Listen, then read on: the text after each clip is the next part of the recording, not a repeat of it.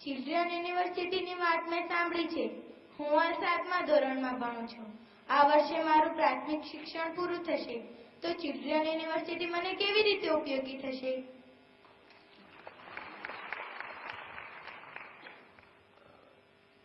Children યુનિવર્સિટીનો વિચાર ક્યાંથી આવ્યો? મૂળતઃ આપણે બધા સંયુક્ત પરિવાર વ્યવસ્થાવાળા લોકો છીએ, પરંતુ કાળક્રમે સંયુક્ત પરિવારો નાના પરિવાર થઈ ગયા.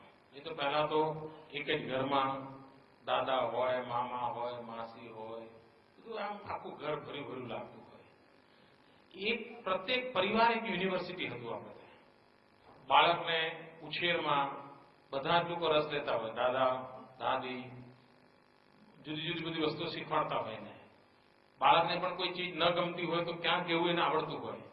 એટલે એનો સર્વાંગીણ વિકાસ કૌટુંબિક વાતાવરણમાં આપોઆપ થતો હતો. ધીરે ધીરે ધીરે કુટુંબ નાના થઈ ગયા. નાના કુટુંબમાં પણ માતા નોકરીએ જાય, પિતા નોકરીએ જાય, બાળકનું કોઈ નહીં. એવું થાય છે ને? બાળકનું કોણ? આ બાળકના મનમાં કોઈ મૂંઝવણ હોય અને શું જોઈએ છે, એનો વિકાસ શું થાય, કોણ ચિંતા કરે? આજે એવી સ્થિતિ છે કે તમે રમકડાની દુકાનમાં લઈ જાઓ બાળકોને અને એમને કહો ભાઈ તું રમકડું પસંદ કર, તો 100માંથી 90 બાળકો એવા હોય છે કે જે રમકડાની દુકાનમાં પિસ્તોલ રમકડા તરીકે પસંદ કરે છે. એનો અર્થ કંઈક એવું છે કે જે ચિંતા કરાવેલું છે. એને તમે સારો ખોરાક અને ચટપટો ખોરાક એ મૂકો, તે સારા ખોરાક તમે જોવા તૈયાર નથી, ચટપટી ચીજ ખાઈને પેટ ભરવા તૈયાર છે. એને કયો આહાર જોઈએ,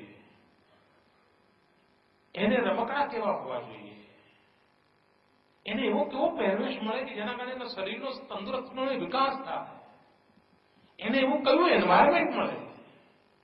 આના માટે હવે સંશોધનો કરવાની જરૂરિયાત છે અને સમાજમાં એ બધી ચીજો લાવવાની આવશ્યકતા છે. એક બાળ રોગ નિષ્ણાત ડોક્ટર હોય, એ બાળ રોગ નિષ્ણાત તરીકે એક્સપર્ટ હોય, પણ જો ચાઇલ્ડ સાયકોલોજી ના જાણતો હોય તો, બાળ મનોવિજ્ઞાન ના જાણતો હોય તો, એક ન્યુટ્રિશન એક્સપર્ટ હોય પણ બાળકના મનને ન જાણતો હોય તો આ બંને ચીજો જોડવાની જરૂર છે. અને એવરી ચાઇલ્ડ મેટર્સ, આ મંત્ર જોઈએ. દાખલા તરીકે મેં અહીંયા હમણાં અમદાવાદમાં સૂચના આપી હતી કમિશનરને. મેં કહ્યું ભાઈ આપણો સમાજ કેવો છે કે કોઈ કારવાળો જતો હોય તો અને બાળકે રોડ ક્રોસ કરવો હોય તો બાળકે ઉભા રહેવાનું અને કારવાળો ધમ ધમ ધમ કરતો જાય. કેમ ભાઈ? હકીકત તો શું હોય કે કારવાળો ઉભો રહે અને બાળકને જવા દે. એવું હોવું જોઈએ નહીં.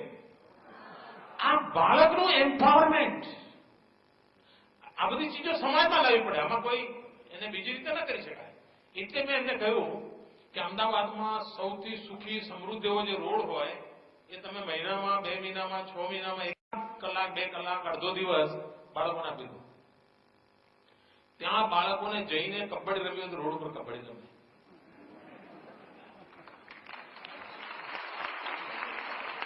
અને લો કોલેજ પાસેનું જે ગાર્ડન છે એ જે રોડ છે ભરેભરો રહે છે, અમદાવાદ મ્યુનિસિપલ કોર્પોરેશને આખો સીજી રોડ એક દિવસ બાળકોને આપી દીધો. અને છાપાઓ પણ એને નોંધ લીધી હતી. બાળકો એટલી મજા કરી એના ઉપર, બધા વાહનો બંધ કરી દે, જાઓ 2 કિલોમીટર ફરી જજો, જાઓ. બાળકોનો એક વિશ્વાસ પેદા થયો.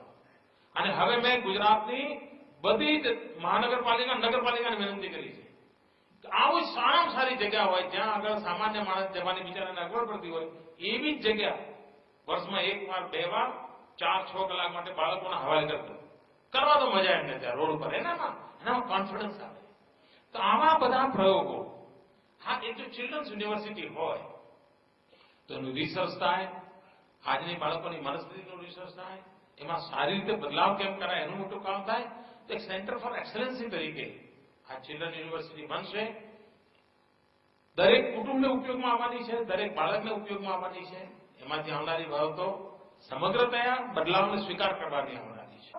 આપને આ શાળા ગુણોત્સવનો વિચાર ક્યાંથી આવ્યો? જે રીતે યુગ બદલાઈ રહ્યો છે એમાં સમયને સમજીને આપણે બદલ કરવાની જરૂરિયાત લાગે છે. અત્યારે શિક્ષણની સ્થિતિ કેવી છે એનું વર્ણન નથી કરતો, પરંતુ જો નિરંતર એમાં સુધાર ન થાય, એની શિક્ષણની ટેકનિકમાં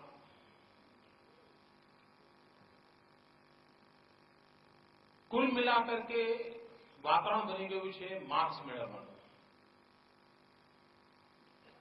અને તેથી મારા મનમાં પ્રશ્ન ઉઠે છે કે જીવનમાં વધારે કઈ ચીજની જરૂરિયાત, ગુણની જરૂરિયાત વધારે કે ગુણાંકની જરૂરિયાત વધારે? જીવન સફળ શેનાથી થાય? ગુણાંકથી થાય કે ગુણથી થાય? શિક્ષણ સફળ શેનાથી થાય? તો શાળા કેટલા પર્સન્ટેજ રિઝલ્ટ લાવે છે એનાથી, કે શાળામાંથી નીકળેલા વિદ્યાર્થીઓ કેટલા ઓજસ્વી, તેજસ્વી, સામર્થ્યવાન છે એનાથી? અને આ જો કરવું હોય તો શાળામાં ગુણાત્મક સુધારો આવશ્યક છે, શિક્ષણમાં ગુણાત્મક સુધારો આવશ્યક છે. અને એને ધ્યાનમાં રાખીને એક વિચાર એવો આવ્યો કે એક આંદોલન ઉભું કરવામાં આવે, જેને પણ શિક્ષણમાં રસ છે એવા બધાને, આ એ શિક્ષક ન પણ હોય, એ બેંકનો મેનેજર હોય, એ વેપારી હોય, એ પત્રકાર હોય, એ નાટ્યકાર હોય, કોઈ પણ હોય, પણ જેને લાગે ને મારા સમાજ માટે કંઈક કરવું છે તો એને કંઈક આપણે સગવડ કરીને આપવી જોઈએ. એમાંથી આ ગુણોત્સવનો વિચાર આવ્યો કે એક ચોક્કસ ફ્રેમવર્કની અંદર એક આંદોલન સ્વરૂપ જો કાર્યક્રમ ઉપાડવામાં આવે તો જરૂર ભાગીદારી વધશે. દાખલા તરીકે કન્યાકળે એક આંદોલન બનાવ્યું આપણે, તો આજે 100% દીકરીઓ શાળામાં જતી થઈ ગઈ. નહીં તો આમ એક રન કર્યા તો સેન્ચુરી થાત જ નહીં, પણ જોર લગાવી દીધું તો પરિણામ મળી ગયું. એવી રીતે ગુણાત્મક પરિવર્તન માટેનો જો પ્રયાસ આવી રીતે કરીએ, એમાંથી એક વિચાર આવ્યો છે ગુણોત્સવનો. અને 12, 13, 14 નવેમ્બર 3 દિવસ એક અભિયાન સ્વરૂપે સમગ્ર રાજ્યમાં. અને અભિયાન જયારે કરવાનું છે એનો અર્થ એ તો કે શિક્ષક આલમ, શિક્ષણ સંસ્થાઓ સાથે જોડાયેલા લોકો અત્યારથી જ એના માટે મહેનત ચાલુ કરશે, કારણ કે એમને ખબર છે કે આ બધું આવવાનું છે. એટલે ઓટોમેટિક હવેનું સમગ્ર શિક્ષણના કેન્દ્રમાં ગુણવત્તા કેમ સુધરે એનું એક માપદંડ બની જશે.